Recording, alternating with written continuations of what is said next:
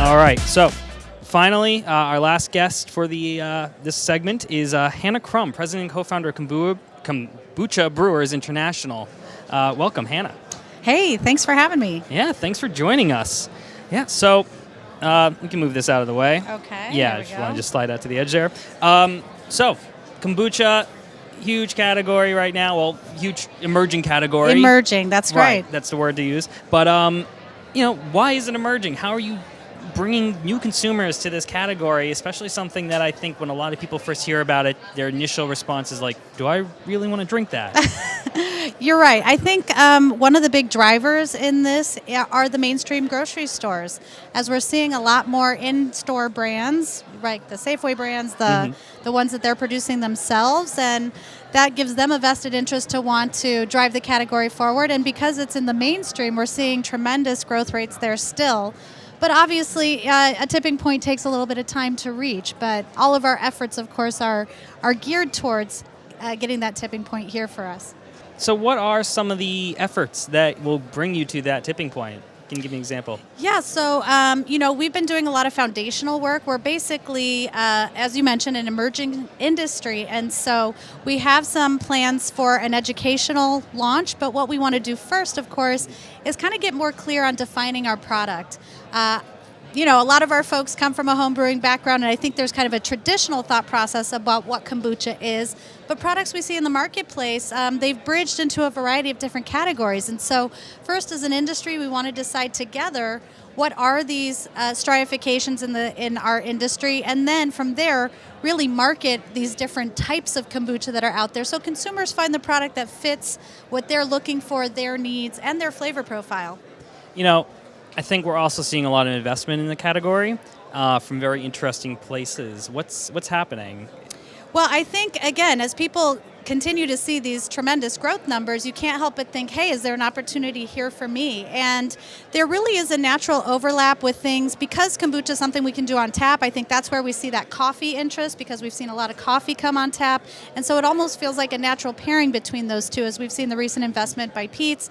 But then, of course, You're also going to see investment from more traditional beverage outlets, because this is just a hot category and everybody wants in. Well, I thought that was really interesting yesterday on stage with Dave Berwick from Pete's Coffee, and he talked a bit about the investment in Revive.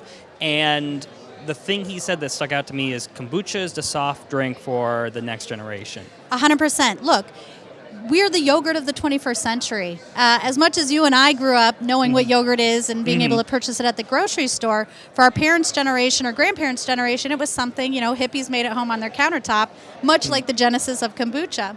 So as it becomes more mainstream, it's going to be something where everybody knows what kombucha is. It's going to be completely normalized, and it's just going to be a staple in many households. Right, but we're also not there yet. So, going Correct. forward into 2018, what are some of the challenges that you see facing you directly ahead?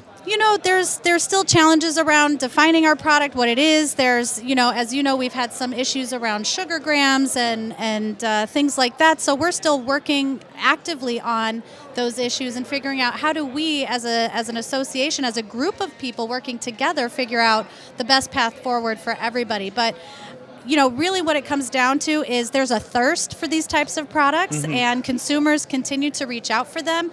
And I tell anybody, if you're looking to have a new career or try something different, you care about people, get into fermentation. So whether that's kombucha or sauerkraut, there's really a huge trend happening, and it's aligning with all of the research and information coming out about our gut microbiome and a lot of those kind of hot scientific topics as well. Well, it's because, and I think people are really waking up to probiotics as well. 100%.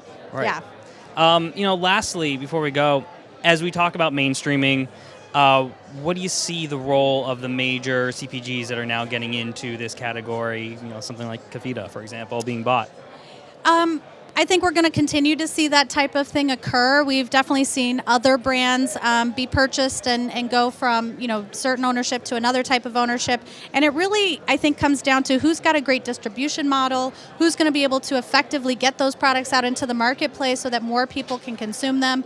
But again, there's kind of a need to help consumers understand that some products are made with a SCOBY, that's our symbiotic culture of bacteria and yeast, whereas others may be from concentrate. And I think helping consumers consumers understand that the word kombucha right now doesn't just refer to one type of process is valuable because, again, it allows them to figure out which products really meet their desired needs. Well, Hannah, thank you so much for joining us. I thought that was a great interview. Please enjoy the rest of the show. Thanks for having me.